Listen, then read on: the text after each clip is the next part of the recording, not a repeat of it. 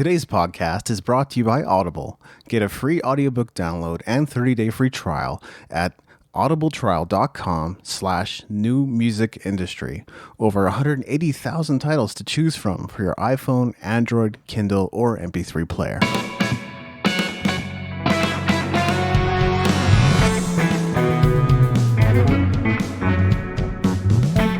You're listening to the New Music Industry with David Andrew Wiebe.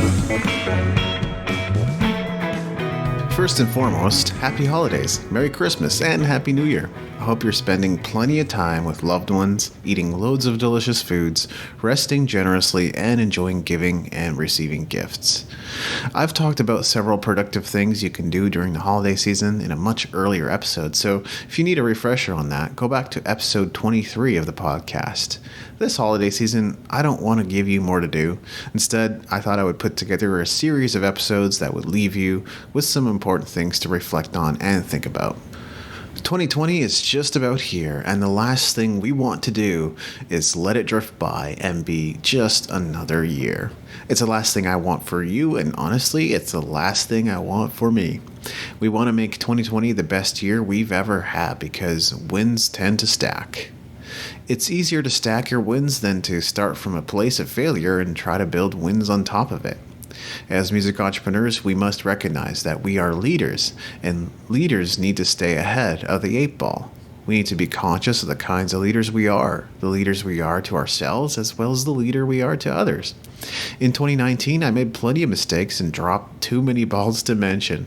That's the last thing I wanted to carry into 2020. So I must evaluate what went wrong, establish clarity around the lessons I learned, and put new structures in place to ensure the level of performance I expect from myself and my team.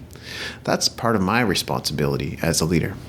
I was also recently prompted to think about my leadership when I watched a video by my coach, James Schramko, on Superfast Business titled, "Thank You for Being So Difficult."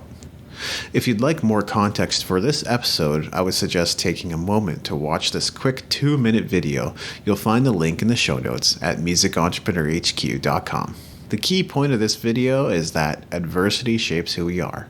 There can be difficult people in our lives, bandmates, collaborators, bosses, coaches, investors, board of directors, and so on.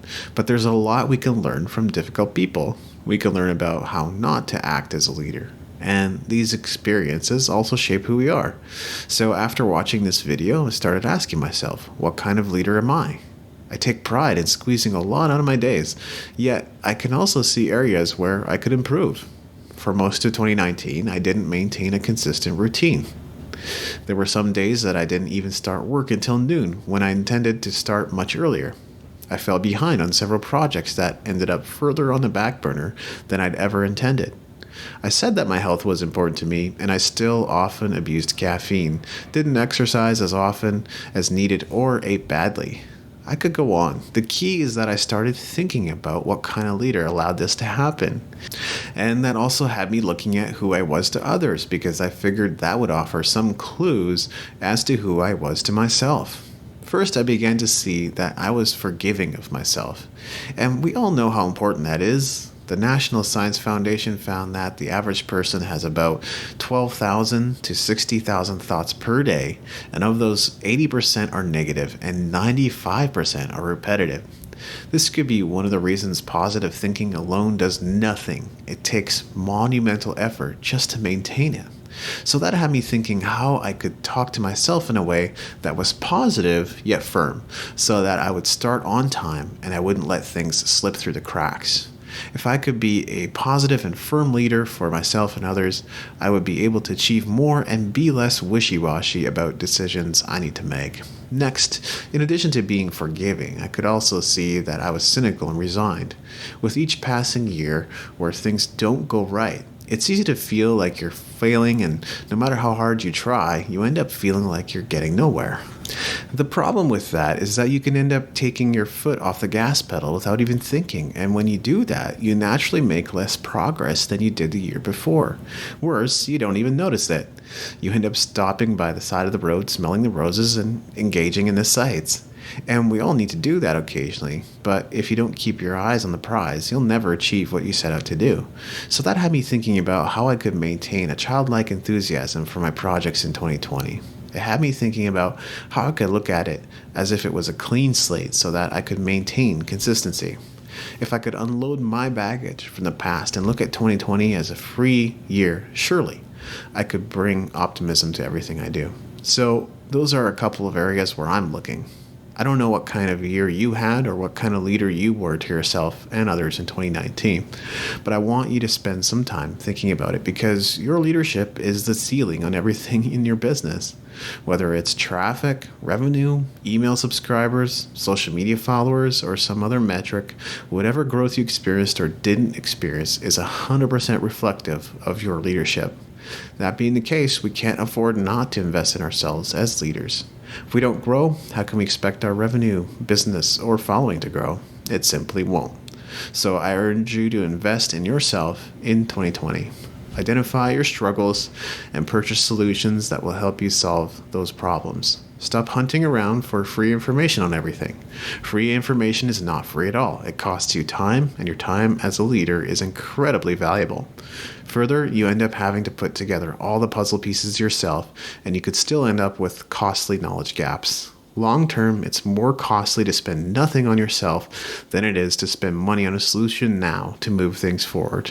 Do you want to be dealing with the same problems next year? I know I don't.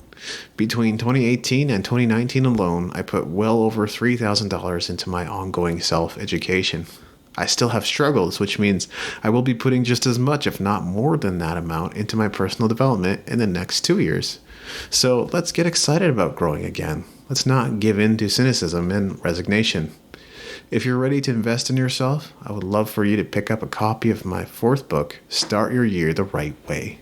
The new working title for this workbook, by the way, is the Music Entrepreneur Power Year. It will help you find inspiration, set goals, plan your year, achieve big, and more. Will you be buying a copy? You can learn more about Start Your Year the Right Way at musicentrepreneurhq.com/year. This is David Andrew Wiebe, and I will see you on the stages of the world. Thank you for listening. Music in this episode was brought to you by Brian Young.